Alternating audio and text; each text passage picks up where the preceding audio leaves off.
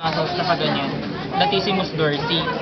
Kung titigan mo, kung ito yung deltoid, sa baba nun, ito yung infraspinatus. Ngayon, ito yung hanggang ito yung infraspinatus mo, di ba? Infraspinatus, trapezius, tapos latissimus dorsi. May triangle doon. Doon na yung pumapasok yung triangle of auscultation. Ito yun, actually. Ayan. So yung question sa atin ni Dr. Cor, ano yung mga muscles? Ano yung muscle sa border ng triangle of auscultation? Infraspinatus. Tatlo yun, di ba? Trapezius, tapos latissimus dorsi. Ngayon, ano tong malaking muscle na to?